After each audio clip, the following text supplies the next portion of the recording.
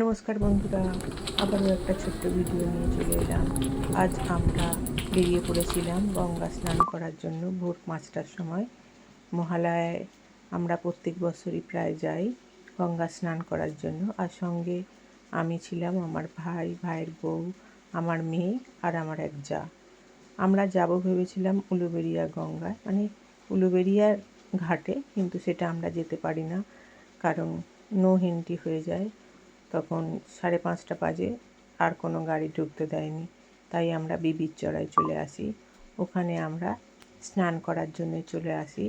আর আমার যা আর আমার ভাইয়ের বউ ওরা একটু তর্পণ করে নেয়। ওদের বাবা মা নেই তো, তাই ওরা তর্পণ করে নিয়েছে। আমি তখন স্নানটা সেরে চারিদিকটা দেখছিলাম। আর দেখুন কি সুন্দর গঙ্গা মা আমাদের সব কিছু দূষিত নোংরা পদার্থ যা আছে সব বয়ে নিয়ে চলেছে। আর তেমনি লোকও হয়েছে, দেখুন চারিদিকে ভিড় ঠাসা। তবে উলুবেড়িয়া গঙ্গার ঘাটটায় একটু বেশি লোক, আর এইখানটা একটু কম, কারণ ওখানে মা রয়েছে তো। ওখানে গেলে তাহলে না পুজোটা ভালো দেওয়া যায়, কারণ এই জায়গাটায় কোনো ঠাকুর মন্দির নেই, তাই আমরা পুজো দিতে পারিনি। একটা এমনি তুলসী মঞ্চ আছে, ওখানে আমরা পুজো দিই। আর এই ঘাটটায় নামতে গেলে প্রচুর কাদা, কিন্তু ঘাটটা কিন্তু খুবই ভালো, তেমন একটা যানজট নেই। আমরা আস্তে আস্তে সবাই মিলে একে একে স্নান করে নিই। আর দেখুন কি সুন্দর জায়গাটা, খুবই ভালো লাগছিল এই জায়গায় এসে স্নান টান করে। আমরা এখানে যখন উপরের দিকে উঠি, অনেকটাই কাদা পার হয়ে উপরটায় আসতে হয়।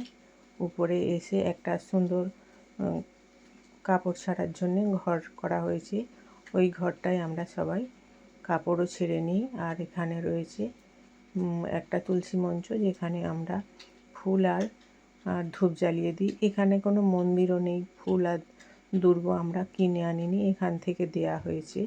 যাই হোক, এখানে আমরা একটু ফুল আর ধূপ দিয়ে দিই। কিন্তু উলুবেড়িয়ায় আমরা পয়সা দিলে সব কিছু কিনতে পারি, এই জায়গাটা কেনার কিছু নেই। তবে এখানকার সংস্থা থেকে অনেক কিছু আয়োজন করেছে, চা, বিস্কুট, জল আর একটা মানে সুজির ভোগ, যেটা সবাইকে দিচ্ছে। আমরা ওখান থেকে স্নান টান করে বেরিয়ে এসে বাড়ির ঠাকুরের জন্য একটি মিষ্টি কিনে নিই। এসে আমি বাড়িতেও সুন্দরভাবে পুজোটাও করে নিই। বন্ধুরা, আমার এই ব্লগটি যদি ভালো লেগে থাকে, প্লিজ আমার চ্যানেলটাকে ফলো বা সাবস্ক্রাইব করে আমার পাশে থাকবেন। ভালো লাগলে একটা অবশ্যই লাইক দিয়ে দেবেন।